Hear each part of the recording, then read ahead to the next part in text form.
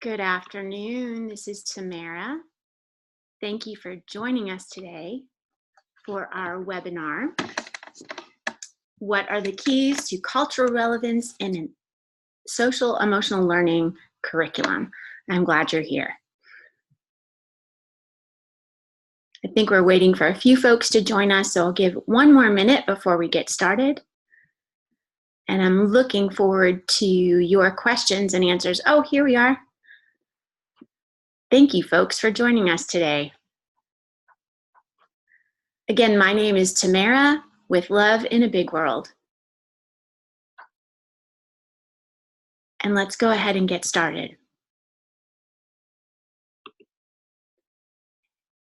As you know, being an educator in today's world, our schools look very different than they once did. And this is a picture of one of my favorite schools here in the Metro Nashville area, McMurray, where we have diverse student body with at least 18 different countries, 18 different languages spoken in this school. And we have many other schools in our community that represent kids from around the world.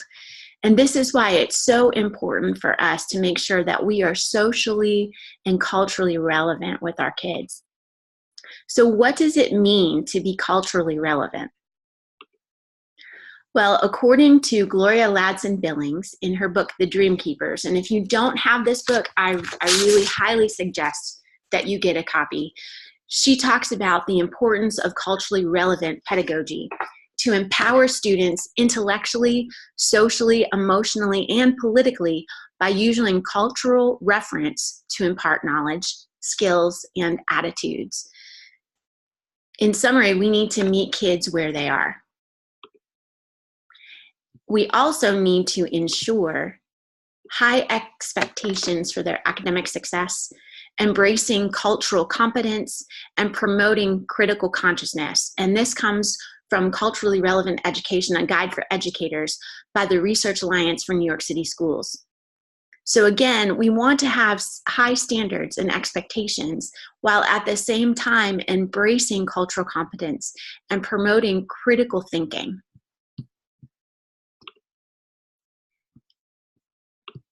As we consider how culturally relevant teaching applies to SEL, it's important for us to look again at the definition of character education and social emotional learning. So this comes from Castle.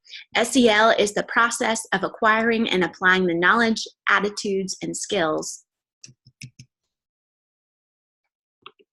to understand and manage emotions, set and achieve positive goals, feel and show empathy for others, establish and maintain positive relationships, and make responsible decisions.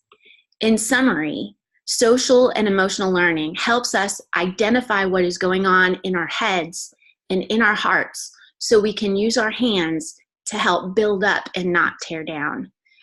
And you probably recognize Bloom's taxonomy in that statement.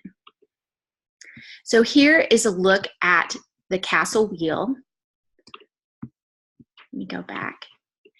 And how that aligns with Love in a Big World's 24 core character traits. So again, Castle identifies self-awareness, self-management, responsible decision-making, relationship skills, and social awareness in all the different contexts of classrooms, schools, home, and communities. And these are very large competency areas, and that's why we've broken them down with LBW into these 24 character traits. And in order to teach these character traits, in order to teach these competencies, it's important for us to consider how kids see the world.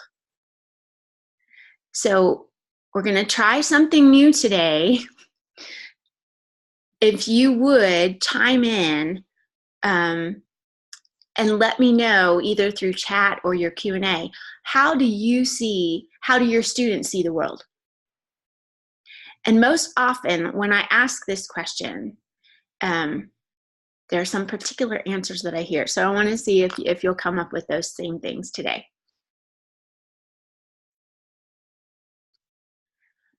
We have to consider what they're seeing and viewing through music, through video, through Fortnite, and any other gaming that they're doing.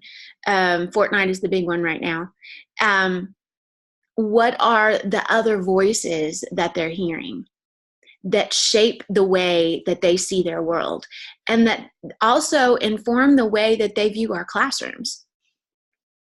And if we want to teach them these important life skills of how they get along with themselves and with other people, we need to be aware of the methods that are meeting their needs right now. So here are some questions for us to consider. What cultural knowledge do we have? And I'm moving myself around so that you can see all these pictures.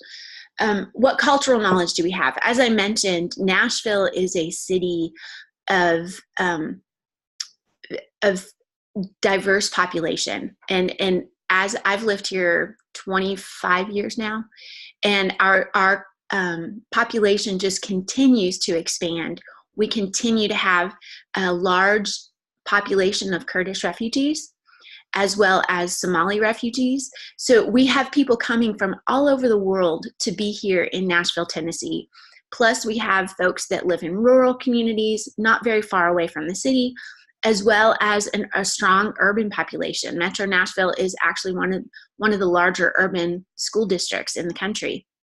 So we have to consider as educators, what cultural knowledge do we have of our students and their experience? What do we know about their clothes, their food, their family traditions, their religious beliefs? Again, the music, all the other influences that they have, and how that shapes their world and frames their view of school and the classroom. We have to consider, what stories do we tell? Are we telling diverse stories? And as you'll see, these are some of the beautiful books that are some of my favorites that represent diverse cultures. But it's really important for kids to see themselves represented in the stories that we tell. What images do we portray? In our school buildings, what are the things that they see on the wall? Is there anything on the wall? And if they do see something on the wall, does it look like them? Are we reflecting the beauty and the diversity of our student population? Are we making space for students, families, and the community? So are we making space for parents, both married parents and single parents? Are we making space for grandparents, aunts and uncles? Are we making space for older brothers and sisters? Are we making space for nonprofits? Are we making space for businesses? Are we making everyone feel welcome? Do we have an understanding of what is happening in our larger community and how that impacts our school and also the classroom? So here are some of the strategies that we can use when we consider culturally relevant teaching, as we've been talking about today. And again, just so you know, I'm going to talk for about 20 minutes and then we'll have a Q&A. So feel free to type in your questions even now, and we'll look at those in just a few minutes. So student voice, giving time for students to share what's going on. Again, as you look back at that definition of SEL and character education, helping kids identify what's going on in their heads, what's going on in their hearts, so they can use their hands to build up and not tear down. We have to give place for them to use their voice. So having those meaningful conversations with them about what they're seeing in their world, asking them questions like, what are you listening to? What games are you playing? What can you learn from that? And tying it back to, okay, so like my son, my youngest son, he's 13, and he loves to play Fortnite. So we have conversations about, okay, so what are you learning from that? Now, Fortnite isn't my favorite game in the world, but one of the things that, as I've observed him, is that he's learning a lot about communication. He's learning a lot about problem solving and teamwork by playing this game. But I have to have conversation with him about that and listen to what he says and what his point of view is, and then connect it back to real world. Another strategy is active learning. So one of the things, being a mother, I am a mom, and I have 2 boys and a girl. And one of the things that I've learned with my boys is that they love to be active in their learning. It's really hard for them to sit still for a long period of time, even though they're 21 and 13 at this point, but all through their growing up years. So what can I do to make the learning so engaging that they're moving, that they're participating, that they're using ed tech, so that it is not, so they don't get bored. They don't feel disengaged, that they don't think, oh, this doesn't apply to me. I could actually learn more watching a YouTube video. So I consider that in all the teaching that I do, whether it's with students or adults. And just for reference, I recently published a column on Ed Circuit that talks in depth about the connection between ed tech and SEL. So you might want to go to Ed Circuit and check that out. Other strategies, pop culture. So I am a big fan of using pop culture to teach. So whether it's, if you're ever in one of my sessions in real life, we listen to a lot of music. And I was part of a Twitter chat on Sunday night, and one of the things that we were talking about were strategies that we can use to shift the climate in the classroom. And music is a great way to do that. When I'm teaching and I want my participants, whether they're adults or my students if they're kids, to really reflect, I put on quiet music, classical music, Vivaldi, lots of Vivaldi and Mozart. When it's time to be more active, if they're doing one of those collaborative activities I was just talking about, or if they're on computer doing some work, I'm putting on celebratory music, something that they can even sing along with. When I was a kid, it was be quiet and just focus on your work. We don't do that. I mean, we are a Starbucks culture, and people are used to doing their work with music and people in the background and conversation happening. So we need to make space for that, even within our classroom. I also use a lot of movies, whether it's with my kids and television, whether it's with kids at home or in my teaching, just finding examples, because there's power in pop culture stories that everybody can relate to. The arts. So making space for the arts. How can we connect the learning? How can we connect what we're teaching as far as those 5 competencies or those 24 character traits, and let the kids own it and make it come to life on their own. So whether it's music or dance or role play,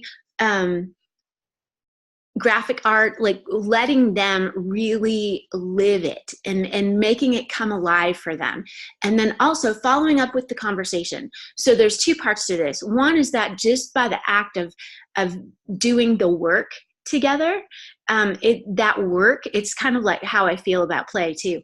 That work together is a microcosm. They have a lot of opportunities to practice their SEL skills, to practice their character traits like cooperation and responsibility and organization as they're doing the project. And then they also have the opportunity to connect the message of their art to one of these character traits. Using current events.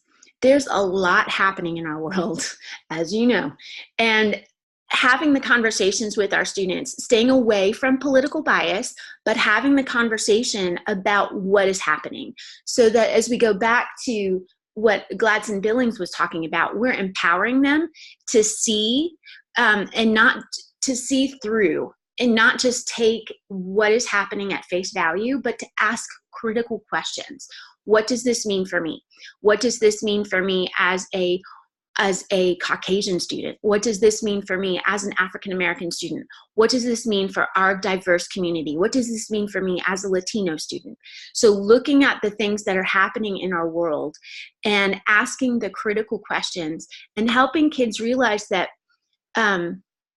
what happens in Washington really does impact us. What happens around the globe really does impact us. I think sometimes it's a challenge because there's so much information coming to us rapidly, and we can all get it right there on our phones, even our kids.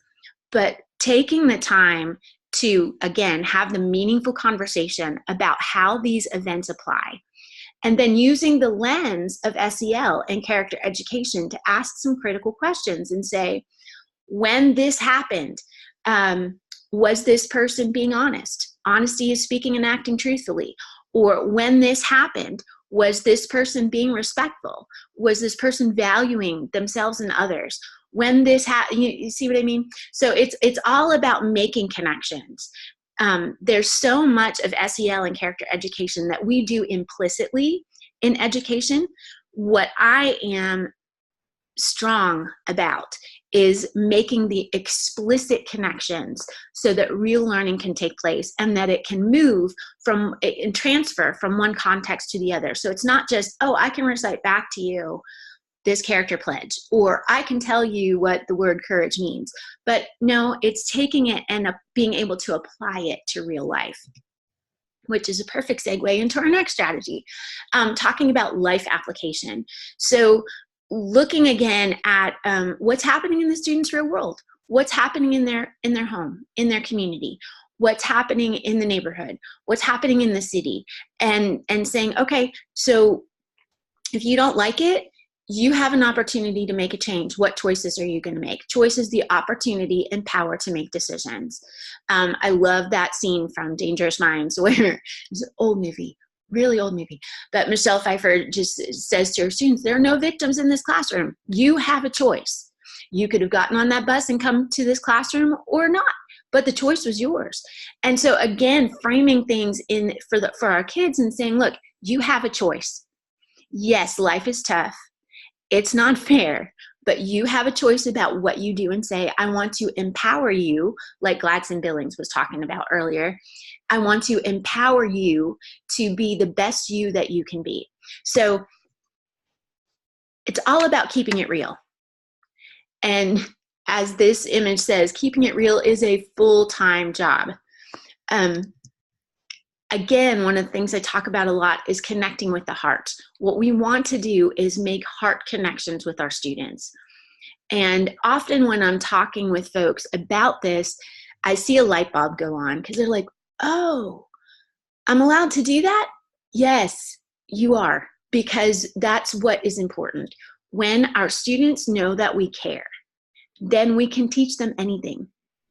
But we first need to invest in this heart connection with them, and then they will learn the higher order subjects that we want to teach them, whether it's geometry or science or ELA. I mean, but they need to know that we care first. One of the ways that they know that we care is that we're approaching our teaching in a culturally relevant manner, and that we're making those connections to the real world for them using SEL and character education and using these strategies that we've talked about today. So this is where I want to open it up to you for some questions. I know we have at least one. Okay, so this is from Chelsea, and she says, I love the pop culture approach, but we struggle with making appropriate connections with our kiddos. Most of them listen to music that is clearly not appropriate for them, but in trying to create a healthy space for them and not try and revert back to a Kids Bop version, what advice could you give in this area on how to make it a positive experience for all? This is a great question. So I have two things. One, I think being willing to go there with the kids. And what I mean by that is potentially doing a study of the lyrics and talking to them. I know even with my own kids at home, they go, well, we don't listen to the words. We're just enjoying the beat, Mom. And I'm like, no.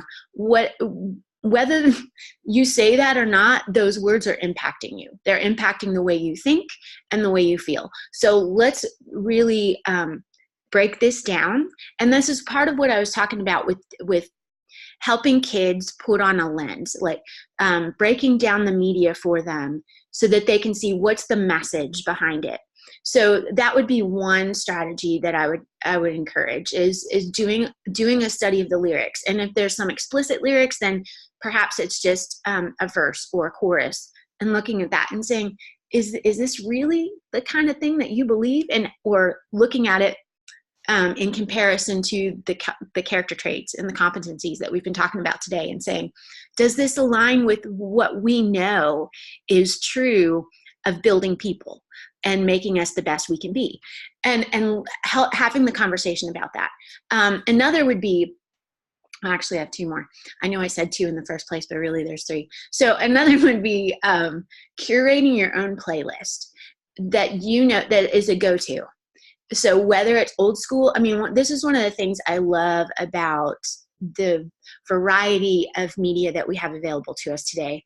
We can introduce kids to old school music, and they see it as cool. It's really fun. And so that would be one. Another would be check out Love in a Big World music, because that's one of the things that we do, is actually create content that you can feel confident about in the classroom that is culturally relevant. So that's another option. All right, here's another. Okay, that's no more questions, but something in chat. Yeah, okay, so this is back to when we were talking about how do kids see the world. And I'm just going to mention this because you all took the time to answer. Yes, there is self-focused affluence, worried about climate change, mass extinctions, acceleration of hate, growing economic disparity, political craziness. The generation before is not paying attention to how they're leaving the world for them. Yes, I agree. These are all true. Thank you for sharing that. And I think that's why it's important for us to have the conversations, so that they do know that we hear you. That's an opportunity for student voice.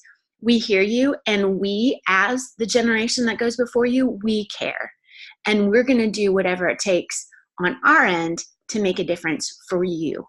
And also empower and equip you to make the changes, because this generation, Generation Z, is incredibly powerful. And it is an honor and a privilege to help teach them and prepare them for being the leaders that they are going to be. So, other questions?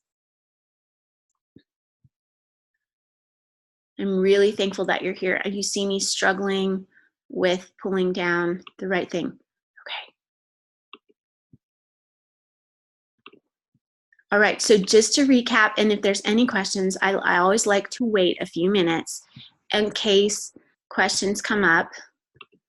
I want to share with you my contact information. If you have questions about culturally relevant strategies, you can email me, tamara@loveinabigworld.org. Connect with me on social, all the different streams. I'm available.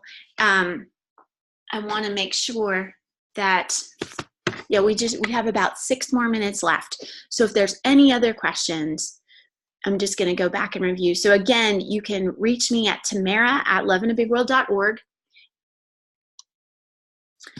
One of the things that I want to point out as a mom, so I've been teaching for over 25 years.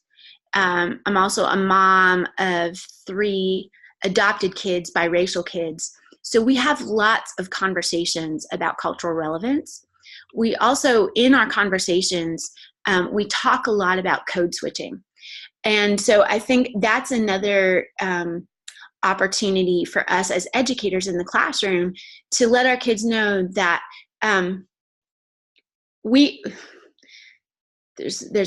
this is multifaceted answer. So I mean, a multifaceted subject. So we want to be relevant, but that doesn't necessarily mean we have to use the same language. We can use some of it, but we don't have to go there with all of it. Second, we need to teach our kids when and where they can use their language that they might with their friends, and when they need to code switch in the classroom, or when they're writing a composition, or when they're applying for a job. You see what I mean? So it's really important. And that was one of the illuminating conversations, I'd say, especially for my daughter, who is currently 16. So it's a conversation that we need to have in the classroom as well. So I had another thing popped up in chat. Do I have any more resources to recommend? Yes, Michelle, I do. So in addition to, again, I'm just going to review this for you. Some resources I recommend. The Dream Keepers by Gloria Ladson Billings. This is at least in its second edition. It may be even more. Ed Circuit is a great, if you check out hashtag SEL chat, there's a column on there curated by me that has all sorts of resources. And then also you might be interested in the Love in a Big World curriculum, because we've created that as a character ed SEL curriculum, looking at those 24 character traits that I mentioned. It is culturally relevant, using a variety of stories, and using a lot of the strategies that we talked about. Again, just before we go, because I want to be mindful of your time, I want to review these once again. So again, keep in mind these questions to consider when you look at your own school and your own classroom. What cultural knowledge do you have of your students? What stories do we tell? What images do we portray? Are we making space for students, families, and the community? Some of the strategies are student voice, active learning, pop culture, the arts, current events, and life application. Again, it's all about connecting to the heart. And if you have more questions, please feel free to follow up with me, Tamara at loveinaBigWorld.org. Thank you so much. And any more questions before we go? Oh, this is great. I believe that unless and until we heal our relationship with this country's native peoples, we can't be genuine in bringing other cultures, groups together in this country. I agree, Michelle. Thank you for saying that. And I believe that includes the native people here to this country, as well as all the people who are represented in our country, regardless of background, regardless of the land that they've come from. Like I said, Nashville is really a city of refuge. We have people from all over the world who have come here, and it is beautiful. And we need to find ways that we can respect and celebrate everyone's culture, and then teach the skills that kids need in order to succeed in the future. One last check for questions. Thank you so much again. Have a wonderful day.